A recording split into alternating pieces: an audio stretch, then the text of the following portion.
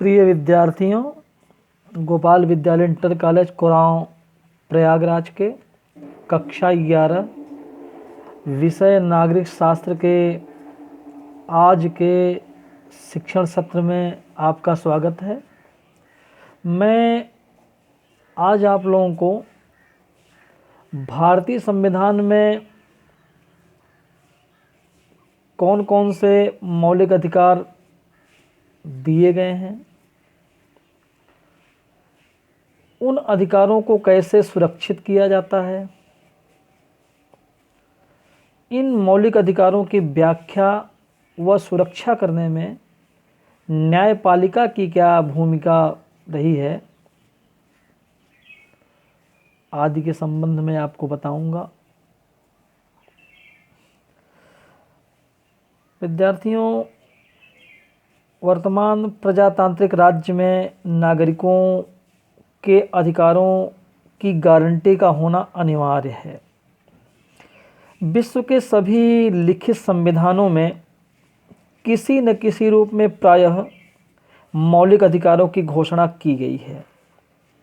ये अधिकार नागरिक के नैतिक, भौतिक तथा आध्यात्मिक विकास के पूर्णता के लिए आवश्यक माने जाते हैं, इसीलिए इन्हें मौलिक अधिकार कहा जाता है।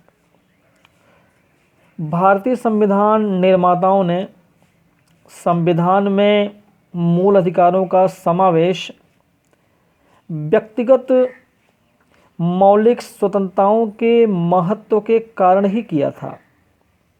उनका विश्वास था कि केवल लिखित अधिकारों की व्यवस्था द्वारा ही सरकार की निरंकुशता को प्रतिबंधित किया जा सकता है। सही अर्थों में मूल अधिकार सरकार और व्यवस्थापिका के ऊपर अंकुश का कार्य करते हैं। भारतीय राजनीतिक दर्शन शास्त्रियों के अनुसार मौलिक अधिकारों को भारतीय संविधान में सम्मिलित करने के निम्नलिखित प्रमुख कारण हो सकते हैं। प्रथम, व्यक्तिगत स्वतंत्रता को राज्य के अराजक कार्यों से बचाने के लिए। द्वितीय, अल्पसंख्यक लोगों की रक्षा के लिए। तृतीय, मनुष्य को सामाजिक आर्थिक बंधनों से स्वतंत्र कराने के लिए। मूल अधिकारों का अर्थ वे अधिकार जो मानव जीवन के लिए मौलिक तथा आवश्यक होने के कारण संविधान द्वारा नागरिकों को प्रदान किए जाते हैं, मूल अधिकार या मौलिक अधिकार कहलाते हैं।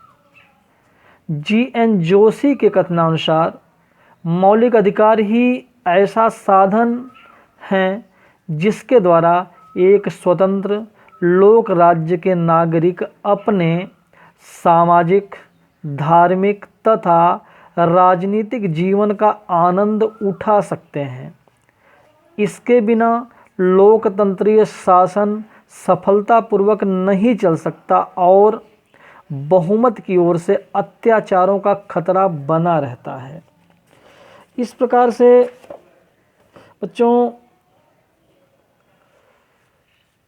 जैसा कि नाम से ही स्पष्ट है, मौलिक अधिकार अत्यंत महत्वपूर्ण हैं और इसीलिए इन्हें संविधान में सूचीबद्ध किया गया है और उनकी सुरक्षा के लिए विशेष प्रावधान बनाए गए हैं।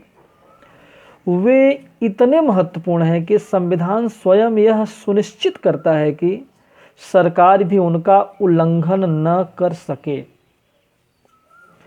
मौलिक अधिकार हमारे अन्य अधिकारों से भिन्न हैं। जहां साधारण कानूनी अधिकारों को सुरक्षा देने और लागू करने के लिए साधारण कानूनों का सहारा लिया जाता है, वहीं मौलिक अधिकारों की गारंटी और उनकी सुरक्षा स्वयं संविधान करता है। सामान्य अधिकारों को संसद कानून बनाकर परिवर्तित कर सकती है, बदल सकती है, लेकिन मौलिक अधिकारों में परिवर्तन के लिए संविधान में संशोधन करना पड़ता है।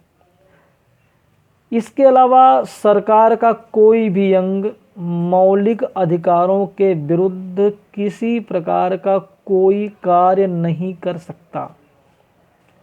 सरकार के कार्यों से मौलिक अधिकारों के हनन को रोकने की शक्ति और इसका उत्तरदायित्व न्यायपालिका के पास है। विधायिका या कार्यपालिका के किसी कार्य अथवा निर्णय से यदि मौलिक अधिकारों का हनन होता है या उन पर अनुचित प्रतिबंध लगाया जाता है तो न्यायपालिका उसे अवैध घोषित कर सकती है। लेकिन मौलिक अधिकार निरंकुश या असीमित अधिकार नहीं है। सरकार मौलिक अधिकारों के प्रयोग पर औचित्यपूर्ण प्रतिबंध लगा सकती है। विद्यार्थियों, व्यवस्थापिका तथा कार्यपालिका द्वारा मौलिक अधिकारों का उल्लंघन नहीं किया जा सकता। देश की न्यायपालिका एक प्रहरी की भांति इन अधिकारों की रक्षा करती है। राज्य का मुख्य उद्देश्य नागरिकों का बहुमुखी विकास व उनका कल्याण करना है। इसीलिए संविधान द्वारा नागरिकों को मूल अधिकार प्रदान किए जाते हैं। भारतीय संविधान द्वारा भी इसी उद्देश्य की पूर्ति के लिए नागरिकों को मूल अधिकार प्रदान किए गए हैं। वास्तव में मूल अधिकारों का अभिप्राय उन अधिकारों से है जो व्यक्ति के सामाजिक जीवन से संबंधित हैं, उसके सामाजिक जीवन में समाहित हैं। ये मनुष्य के व्यक्तित्व के लिए आवश्यक हैं। ये राज्य की कानून बनाने की शक्ति के ऊपर हैं। इन अधिकारों को प्राकृतिक अधिकार, जन्मजात अधिकार अथवा मूल अधिकार, मूलभूत अधिकार भी कहा जाता है। अब आप लोग यह भी जान लें कि भारतीय संविधान में नागरिकों को कौन कौन से मौलिक अधिकार प्रदान किए गए हैं। अर्थात भारतीय संविधान में वर्णित नागरिकों के मौलिक अधिकार। विद्यार्थियों, भारतीय संविधान के भाग 3 में मूल अधिकारों का वर्णन है। भारतीय संविधान के मूल पाठ में नागरिकों को 7 मौलिक अधिकार प्रदान किए गए थे, किंतु 44वें संविधान संशोधन द्वारा संपत्ति के अधिकार को मूल अधिकारों की सूची में से निकाल दिया गया है। अर्थात अब संपत्ति का अधिकार मूल अधिकार नहीं रह गया है। इस प्रकार अब नागरिकों को कुल 6 मौलिक अधिकार ही प्राप्त हैं, जो निम्नानुसार हैं। पहला, समता का अधिकार। बच्चों, इसके अंतर्गत कानून के समक्ष समानता, धर्म, मूल वंश, जाति, लिंग या जन्म स्थान के भेदभाव का अंत, रोजगार में अवसर की समानता, छुआछूत का अंत, उपाधियों का अंत समाहित है।